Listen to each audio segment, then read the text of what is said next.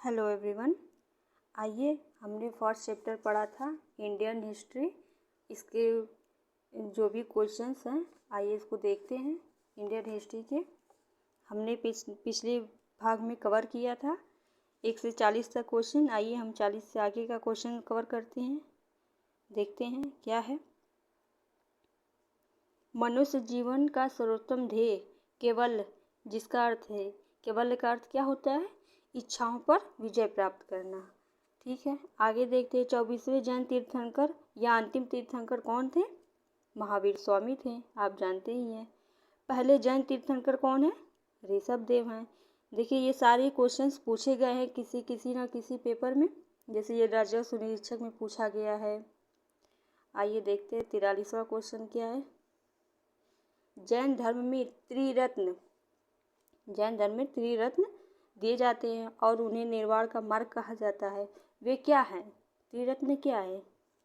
सही भाषण, सही ज्ञान, सही आचरण? बिल्कुल नहीं। सही विश्वास, सही ज्ञान, सही व्याकरण व्यवहार? ये भी नहीं होगा। सही विश्वास, सही पथ, सही आचरण? सही विश्वास, सही ज्ञान और सही आचरण। ठीक है, देखिए ये वीडियो के पेपर में पूछा है 2018 में। नेक्स्ट देखते हैं 44वां क्वेश्चन। अशोक का सिंह चतुर्थ स्तंभ शीर्ष में से एक स्तंभ पर था, कहाँ पे था? आपको पता ही होगा, सारनाथ, वाराणसी। नेक्स्ट क्या है? अशोक के प्रधान शिलालेखों में सबसे बड़ा शिलालेख कौन सा है? अशोक के प्रधान शिलालेखों में सबसे बड़ा शिलालेख कौन सा है? 13वां शिलालेख, जो कि जिसमें कलिंग युद्ध की भी बात की गई है। आइए नेक्स्ट देखते हैं। अशोक के आक्रमण के दौरान कलिंग पूर्वी प्रांत की राजधानी कौन सी थी? यानी कलिंग जो था वो पूर्वी प्रांत में था, उसकी राजधानी क्या थी? बताइए क्या थी? क्या? तोसाली। आइए नेक्स्ट देखते हैं। देवनाम प्रिय नाम किसे कहा गया है? देवनाम प्रिय किसका दूसरा नाम है? बताइए। अशोक का है। सम्राट अशोक का कौन सा शिलालेख कलिंग पर उनके विजय का उल्लेख करता है? कौन सा है? 13वां शिलालेख। देखिए वही क्वेश्चन है जो ग्राम शिक्षा विकास अधिकारी में पहले भाषा बस परिवर्तित कर दिया है। अशोक का प्रधान शिलालेख सबसे बड़ा कौन सा है? 13वां ही है। और यहाँ पे देखिए भाषा का प्रयोग कर दिया है। सम्राट अशोक का कौन सा शिलालेख कलिंग से भी नहीं कि वही 13वां ही है। ठीक है, आइए देखते हैं।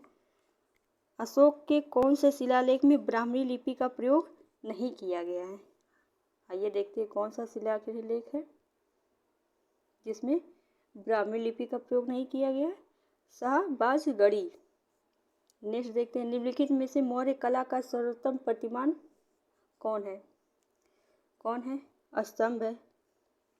निम्नलिखित में से कौन सा अशोक के साम्राज्याधीन नहीं है? यानी कौन अशोक के जो साम्राज्य था उसके अधीन नहीं है? कौन सा होगा? गुर्जर तो था, कश्मीर भी था, कर्नाटक, ये कामरूप नहीं था। बृहद सांची स्तूप किस काल से संबंधित है? सांची का स्तूप बहुत ही फेमस है जो मौर्य काल से संबंधित है। आइए नेक्स्ट देखते हैं। खगोलविद वराह मिहिर और कवि कालिदास किसके दरबार का हिस्सा थे? किसके दरबार के थे? विक्रमादित्य यानी चंद्रगुप्त द्वितीय, जो विक्रमादित्य की उपाधि धारण किए थे। आइए नेक्स्ट देखते हैं। विक्रम संवत प्राप्त हुआ किससे प्राप्त हुआ है? 57 ईसा पूर्व में प्रारंभ हुआ। नेक्स्ट देखते हैं। हर्षवर्धन ने 5 इंडीज को अपने नियंत्रण में लिया। इन कौन सा 5 इंडीज था? यानी कि ग्राम शिक्षा अधिकारी में पूछा गया है, ग्राम विकास अधिकारी में। आइए देखते हैं इसका क्या होगा। पंजाब, कन्नौज, बंगाल, बिहार, जयपुर। जयपुर आ गया तो बिल्कुल कट जाएगा। यहाँ पे क्या है? पंजाब, कन्नौज, बंगाल, बिहार, उड़ीसा, ये सारे क्षेत्र क्या है? 5 इंडीज के अंतर्गत आते हैं, तो ध्यान रखिएगा। आइए नेक्स्ट देखते हैं। 56 वह स्थल जहाँ हर्षवर्धन ने बौद्ध महासम्मेलन का आयोजन किया था, कौन सा स्थल है? प्रयागराज। आइए देखते हैं नेक्स्ट। शतपथ ब्राह्मण और तैतरीय ब्राह्मण में ब्राह्मण मूल है, यानी किसका है? ये यजुर्वेद है। ठीक है, नेक्स्ट देखते हैं। ऋग्वेद में निहित गायत्री मंत्र किस देवता को समर्पित है? गायत्री मंत्र किसे समर्पित है बताइए? सावित्री को। सर्वाधिक प्राचीन पुराण कौन सा है? सबसे प्राचीन पुराण कौन सा है? मत्स्य पुराण। आइए नेक्स्ट देखते हैं। निम्न में से कौन सा उपवेद नहीं है? धनुर्वेद, ये भी उपवेद है। शास्त्र आयुर्वेद यानी योग वेद, ये क्या है? योग वेद। योग वेद उपवेद नहीं है। नेक्स्ट देखते हैं। वैदिक देवता इंद्र देवता किसे किसके देवता? इंद्र किसके देवता कहे जाते हैं? इंद्र किसके हैं?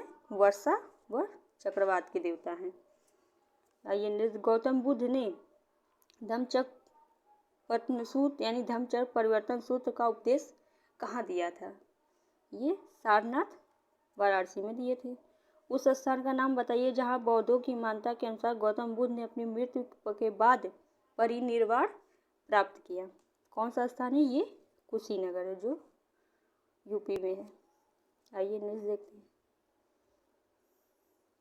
पाली में बौद्ध ग्रंथों को आमतौर पर त्रिपिटक यानी थ्री फोल्ड बास्केट कहा गया है। इसमें से कौन सा त्रिपिटकों में से नहीं है? यानी त्रिपिटक जो है उसमें से कौन नहीं है? अभिधाम पिटक तो है ही, सुत पिटक, विनय पिटक, ये तीनों यानी ये नहीं है। तो यानी इसका आंसर क्या हो जाएगा? उपसखा पिटक, यानी ये इसमें नहीं आता है। नेक्स्ट देखते हैं। त्रिपिटक निम्नलिखित में से किससे संबंधित है? अभी आपने ऊपर देखा किससे है? बौद्धों से है। नेक्स्ट देखते हैं। भगवान बुद्ध की 200 फीट ऊंची कांस्य प्रतिमा स्थापित करने का निर्णय लिया गया। कहाँ पे लिया गया है? कुशीनगर में लिया गया है। आइए नेक्स्ट देखते हैं। बुद्ध को महापरिनिर्वाण कहाँ हुआ? कहाँ हुआ था? कुशीनगर में, अभी आपने देखा। आइए नेक्स्ट देखते हैं। किस स्मारक में गौतम बुद्ध ने दुनिया के लिए बौद्ध धर्म को अपनाने अपने दिव्य ज्ञान का प्रचार किया? यानी कि इसका प्रचार कहाँ किया? महाबोधि मंदिर समूह में। ज्ञान प्राप्त करने के बाद गौतम को किस रूप में जाना जाने लगा? किस रूप में जाना जाता है? बुद्ध के रूप में। बोध गया एक महत्वपूर्ण बौद्ध तीर्थ केंद्र क्यों है? क्योंकि गौतम बुद्ध यहाँ पैदा हुए थे? बिल्कुल नहीं, क्योंकि गौतम बुद्ध ने यहाँ ज्ञान प्राप्त किया था, इसलिए ये महत्वपूर्ण है। आइए नेक्स्ट देखते हैं। बुद्ध ने अपना पहला उपदेश कहाँ दिया था? कहाँ दिया था? पता ही है, सारनाथ में दिया था। बौद्धों के लिए उत्तर प्रदेश में स्थित सारनाथ क्यों महत्वपूर्ण है? क्यों महत्वपूर्ण है? भगवान बुद्ध के सारनाथ में ज्ञान प्राप्त हुआ, ये तो बोधगया में हुआ था। भगवान बुद्ध का जन्म सारनाथ में हुआ था? बिल्कुल नहीं।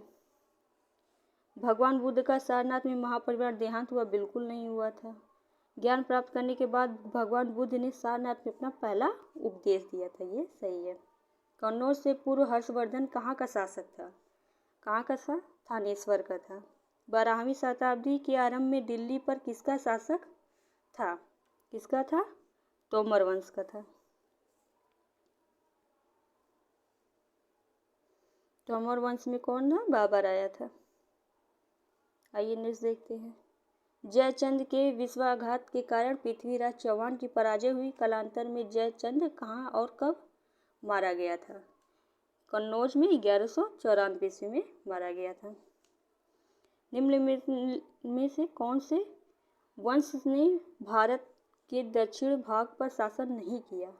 भारत के दक्षिण भाग पर किसने शासन नहीं किया था? राजपूतों ने। नेक्स्ट देखते हैं। पाल साम्राज्य भारत के किस हिस्से से संबंधित है? पूर्वी हिस्से से संबंधित है। पाल वंश का पहला शासक कौन था? पाल वंश का पहला शासक कौन था? गोपाल। लौ और रक्त की नीति किसने अपनाई? बलबन ने। आइए नेक्स्ट देखते हैं। किसके शासनकाल में इब्न बतूता भारत आया था? मोहम्मद बिन तुगलक के समय में। नेक्स्ट। भारत पर तैमूर ने किस वर्ष आक्रमण किया? 1398 ईस्वी में। आइए नेक्स्ट देखते हैं। किस शासक ने भारत में तुगलक वंश की नींव रखी थी? गयासुद्दीन तुगलक ने। दिल्ली में अलाउद्दीन खिलजी के शासनकाल की अवधि क्या रही है? 1266 1316 ईस्वी। खिलजी खान निम्नलिखित में से किस राजवंश से संबंधित है? खिलजी खान सैयद वंश का है। अमीर खुसरो, जिन्हें कव्वाली का पिता एवं भारत का तोता भी कहा जाता है, यानी भारत का तोता अमीर खुसरो कहा जाता है, किसके दरबार के कवि थे? अमीर खुसरो अलाउद्दीन खिलजी के दरबार के थे। आइए देखते हैं नेक्स्ट।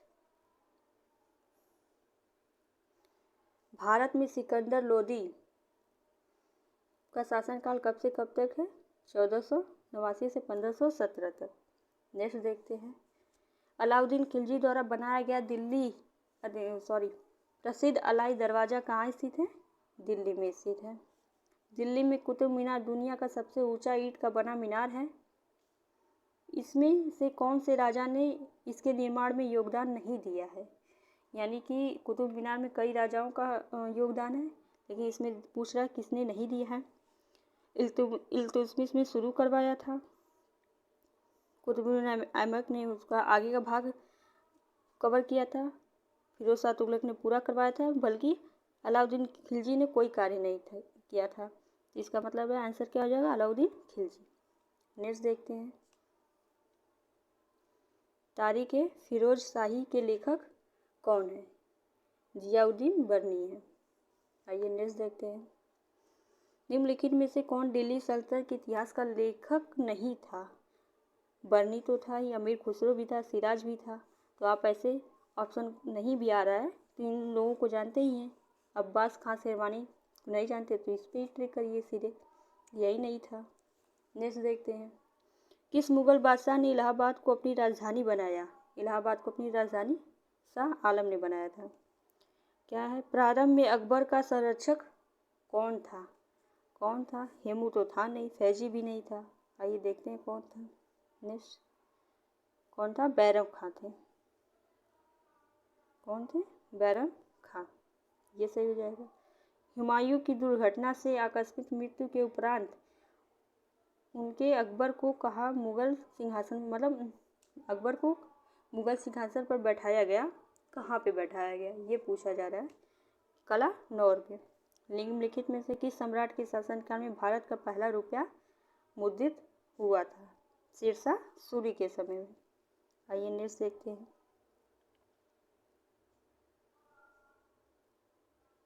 क्या है? थॉमस रो मुगल सम्राट जहांगीर से किस किले में मिला था? किस किले में मिला था? अजमेर के किले में मिला था। नेक्स्ट देखते हैं। इसमें से किसने भूमि मापांकन की व्यवस्था प्रारंभ की? भूमि मापन यानी भूमि मापन की व्यवस्था को शेरशाह ने प्रारंभ की थी। इनमें से किसने अकबर की धार्मिक नीति की आलोचना की है? बदायूं ने इसकी आलोचना की है। इनमें से कौन सा मुगल सम्राट अनपढ़ था? ये बहुत बार पूछा गया। अकबर जो था पढ़ा लिखा नहीं था, लेकिन सबसे ज्ञानी था। 99 क्वेश्चन आ गया। आइए देखते हैं क्या है। मुगल काल में पुलिस बल की मुखिया को क्या कहा जाता था? जो पुलिस का अधिकारी होता था उसे कोतवाल कहते थे। निम्नलिखित में से किस मुगल शासक के अंतर्गत मेवाड़ शासक महाराणा प्रताप सिंह के पुत्र राणा अमर सिंह से समझौता हुआ था? किसके शासनकाल में? वो जहांगीर के समय में हुआ था। आइए नेक्स्ट देखते हैं। जलालुद्दीन मोहम्मद किस नाम से प्रसिद्ध है? जलालुद्दीन मोहम्मद किसका नाम है? अकबर का नाम है, याद रखिएगा। ताजमहल के सुलेखन यानी कैलियोग्राफ में 1648 ईस्वी के इसकी रचना और पूरा किया गया, यानी किसने पूरा किया? आमद खान सिराजी ने। नेक्स्ट देखते हैं। 103 क्वेश्चन पे आ गए हैं। आइए देखते हैं। अकबर द्वारा बनवाया गया प्रसिद्ध ऐतिहासिक स्मारक बुलंद दरवाज़ा उत्तर प्रदेश के किस स्थान पर स्थित है? बताइए। बुलंद दरवाज़ा आगरा में है। नेक्स्ट। दिल्ली का प्रसिद्ध लौह स्तंभ जो सदियों से बिना जंग लगे खड़ा है, वह निम्नलिखित में से कहाँ पे स्थित है? कुतुब मीनार परिसर में स्थित है। नेक्स्ट देखते हैं। प्रसिद्ध चित्रकार मीर सैयद अली चित्रकारी हेतु किस मुगल शासक के सहयोगी थे? ये हुमायूं के सहयोगी थे। आइए नेक्स्ट देखते हैं। बुलंद दरवाज़ा किसके द्वारा बनवाया गया था? अकबर के द्वारा बनवाया गया था। नेक्स्ट, पंचमहल किसमें स्थित है? किसमें है? फतेहपुर सिकरी में स्थित है, याद रखिएगा। निम्न में से किस शासक की मृत्यु उसके पुस्तकालय की सीढ़ियों से गिरकर हो गई थी? ये बहुत बार देखिए वीडियो के पेपर में पूछा है। किसके शासनकाल में हुई थी? हमने पढ़ा भी था पीछे। ये हुमायूं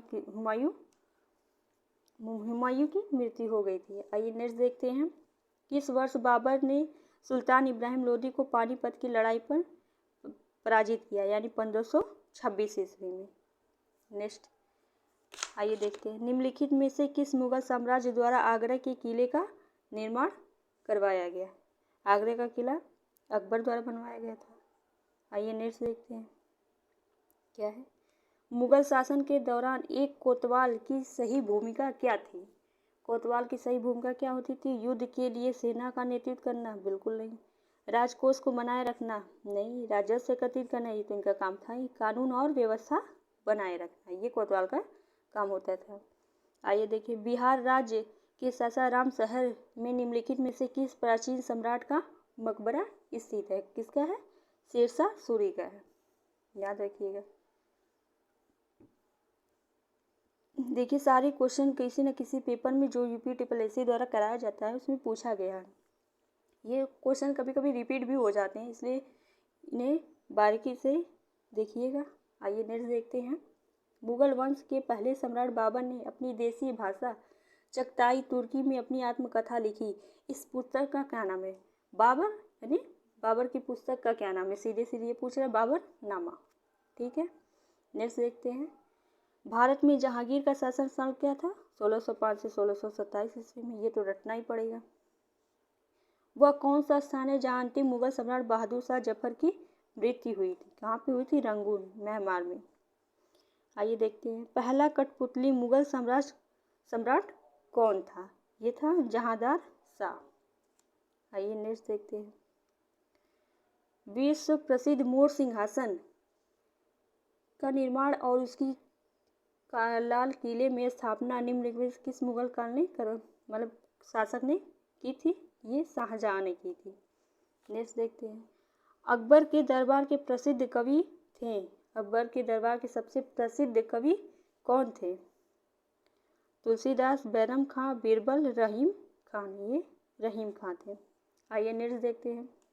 अकबर के 9 रत्न के बारे में इनमें से कौन सा सही ढंग से मेल नहीं खाता है? देखिए ये पूछा नहीं खाता है, नहीं को विशेष ध्यान रखिएगा।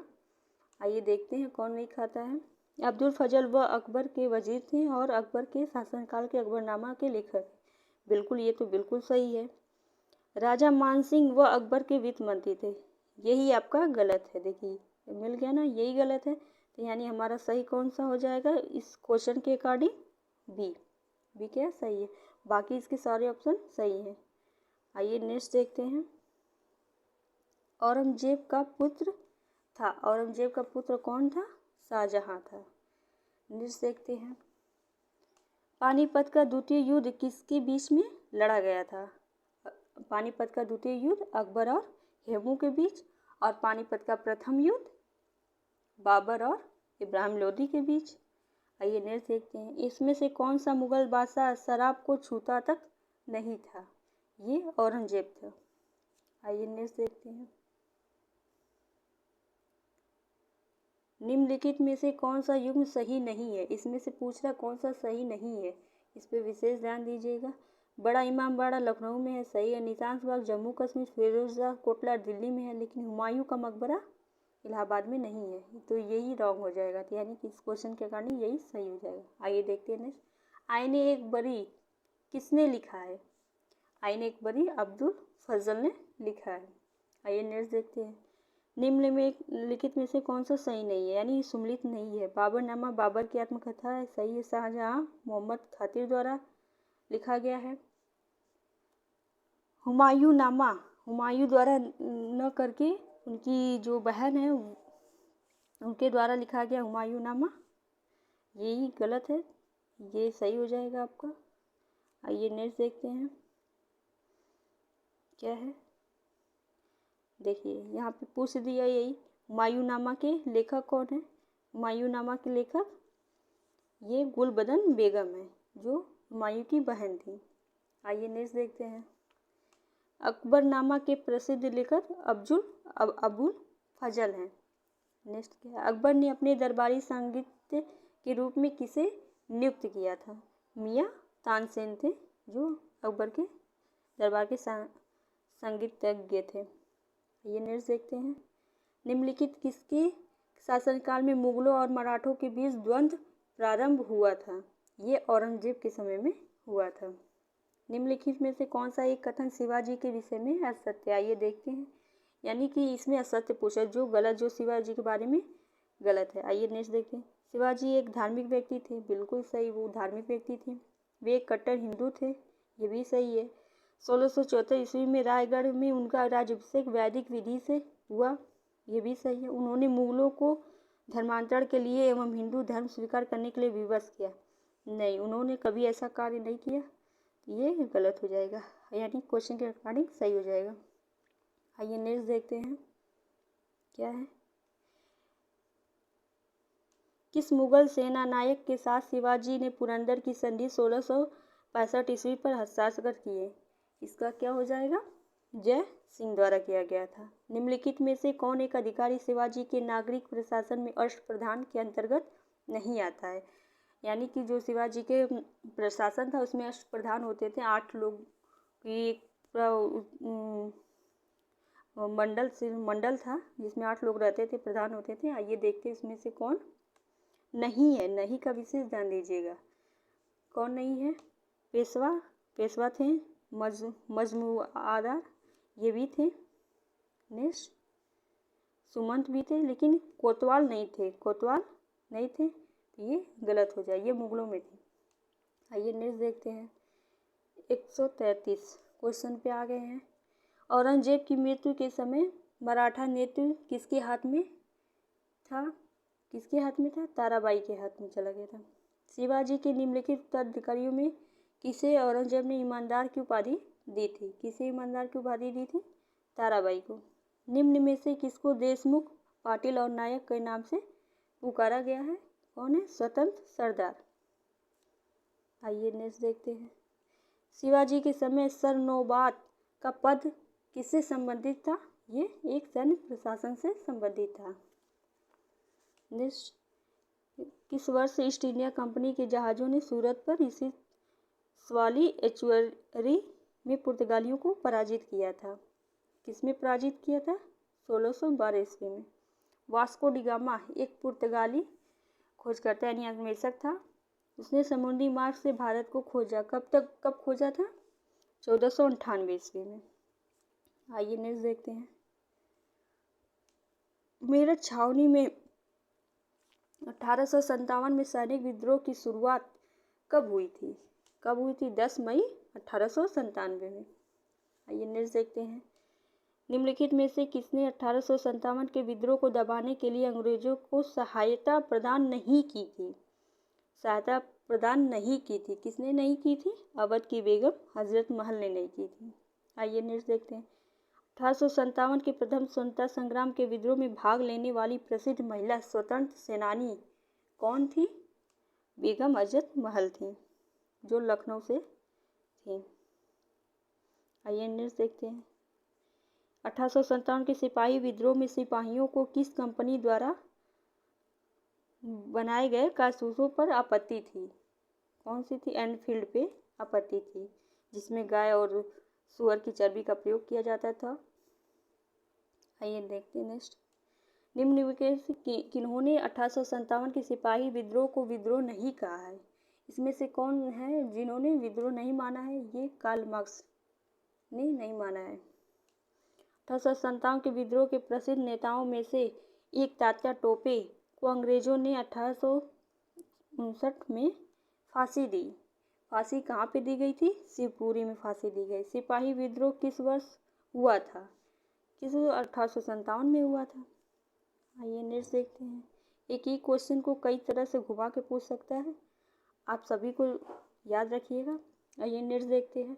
ब्रिटिश सरकार ने भारत में सरकार की संरचना में कुछ सुधारों की घोषणा की जिन्हें मार्ले मिंटो सुधार कहा जाता है। ये किस वर्ष किया गया था? 1909 में। नेक्स्ट, ईस्ट इंडिया कंपनी ने किस वर्ष के कलकत्ता में सर्वोच्च न्यायालय की स्थापना की थी? सर्वोच्च न्यायालय की स्थापना 1773 ईस्वी में की गई थी। आइए नेक्स्ट देखते हैं, भारत में पहली रेलगाड़ी किस वर्ष में और किन दो स्थानों के बीच चलाई गई थी? ये कहाँ से कहाँ तक? मुंबई या बम्बई से ठाणे के मध्य चलाई गई थी 1853 ईस्वी में। आइए नेक्स्ट देखते हैं, भारत में सबसे पहले जनगणना किस वर्ष हुई थी? ये 1872 के समय में हुई थी। ये नेक्स्ट देखते हैं, 1866 में भारत के संदर्भ में चर्चा करने और भारतीय कल्याण को बढ़ावा देने के लिए ब्रिटिश सार्वजनिक अधिकारियों को प्रभावित करने के लिए लंदन में ईस्ट इंडिया एसोसिएशन का आयोजन किसके द्वारा किया गया था? ये दादा भाई नौरोजी के द्वारा किया गया था। आइए नेक्स्ट देखते हैं, निम्नलिखित में से कौन सी प्रणाली भारत में ब्रिटिश शासन के दौरान भूमि राजस्व प्रणाली से संबंधित नहीं है? भूमि राजस्व प्रणाली से संबंधित कौन नहीं है? जमींदारी तो है ही, मालवाड़ी भी है, रैयतवाड़ी है, यानी दस्तक जो है ये भूमि से संबंधित नहीं है, यानी यही क्वेश्चन आंसर होगा। आइए नेक्स्ट देखते हैं क्या है, 1764 में ब्रिटिश ईस्ट इंडिया कंपनी द्वारा स्थापित भारत का पहला डाकघर किस स्थान पर है? पहला डाकघर किस स्थान पे? आइए देखते हैं, भारत का पहला डाकघर किस स्थान पे है? कहाँ पे है ये?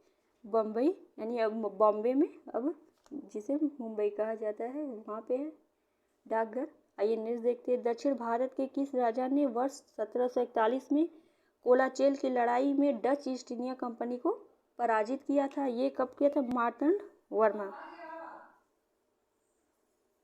के खिलाफ भारतीय सैनिकों द्वारा पहला बड़े पैमाने पर विद्रोह वेल्लोर विद्रोह किस वर्ष हुआ था? वेल्लोर विद्रोह किस वर्ष हुआ था? ये 1813 ईस्वी में हुआ था। नेक्स्ट क्या है, किस वर्ष में ईस्ट इंडिया कंपनी ने रणजीत सिंह के साथ अमृतसर की पहली संधि पर हस्ताक्षर किए थे? ये 1809 में हुआ था। आइए नेक्स्ट देखते हैं, 156, बक्सर के युद्ध के बाद ईस्ट इंडिया कंपनी मुगल सम्राट को प्रतिवर्ष कितने रुपए का भुगतान करने के लिए सहमति दर्ज हुई थी? ये था 26 लाख रुपए। निम्नलिखित में से कौन सा पुर्तगाल उपनिवेश नहीं था? यानी इसमें कौन सा ऐसा है जहाँ पे पुर्तगालियों का वर्चस्व नहीं था? वो क्या है? मछलीपट्टनम था। भारत में काजू का प्रथम परिचय किन लोगों ने कराया था? ये पुर्तगाली लोगों द्वारा कराया गया था। नेक्स्ट क्या है, पहली डेनिश ईस्ट इंडिया कंपनी ने अपना परिचालन किस वर्ष शुरू किया था? ये 1616 ईस्वी में किया गया था। आइए नेक्स्ट देखते हैं, बक्सर के युद्ध के बाद के नवाब ने इलाहाबाद और कड़ा को मुगल सम्राट को सौंप दिया जो ब्रिटिश सैनिकों के संरक्षण के अंतर्गत आए थे। वो कौन सा स्थान था इसमें से? ये अवध था। अवध के नवाब ने इलाहाबाद और कड़ा के मुगल सम्राट को सौंप दिया था। वास्को डी गामा किस वर्ष काली तट में उतरा था? ये 1498 ईस्वी में था। पिछले आगे भी ये क्वेश्चन पूछा गया था। आइए नेक्स्ट देखते हैं, श्रीरंगपट्टनम का ऐतिहासिक शहर जिसे टीपू सुल्तान और उसके पिता हैदर अली की कब्रों का घर माना जाता है, वह किस शहर से लगभग 1500 किलोमीटर की दूरी पर स्थित है? यानी इसमें से कौन सा शहर है जिससे 15 किलो दूरी पर स्थित है? क्या है? मैसूर। मैसूर से वो 15 किलोमीटर की दूरी पर स्थित है। आइए नेक्स्ट देखते हैं क्या है, टीपू सुल्तान। टीपू सुल्तान कहाँ का शासक था? टीपू सुल्तान मैसूर का शासक था। नेक्स्ट क्या है, ब्रिटिश शासन को भारत से उखाड़ फेंकने के लिए इसमें से किस फ्रांसीसियों की मदद मांगी गई थी? इसमें टीपू सुल्तान ने मांगी थी। श्रीरंगपट्टनम की लड़ाई में अंग्रेजों ने किसे पराजित किया था? अंग्रेजों ने किसे पराजित किया था? ये टीपू सुल्तान को पराजित किया था। नेक्स्ट क्या है, आखिरी क्वेश्चन है। आइए देखते हैं क्या है, निम्नलिखित में से कौन अवध का प्रथम नवाब बना था? अवध का प्रथम नवाब कौन था? ये सआदत खां था। आइए नेक्स्ट क्वेश्चन देखते हैं। 167 क्या है? इनमें से किस लड़ाई में अंग्रेजों ने बंगाल में सिराजुद्दौला को हराया था? किस युद्ध में हराया था सिराजुद्दौला को? ये प्लासी की लड़ाई 1757 ईस्वी में। प्लासी का युद्ध कब लड़ा गया था? अभी आपने देखा 1757 में हुआ था। और क्या है ये? प्लासी की लड़ाई अंग्रेजों और किसके बीच लड़ा गया था? प्लासी का लड़ाई सिराजुद्दौला के बीच लड़ा गया था। ये रहा 169 सभी क्वेश्चन। आपको ये सारे क्वेश्चन कैसे लगे कमेंट सेक्शन में बताइएगा। और आगे का पार्ट देखने के लिए यूँ हमारे साथ बने रहिए। अब हम नेक्स्ट चैप्टर 2 कवर करेंगे जो भारतीय राष्ट्रीय आंदोलन है। Thank you very much.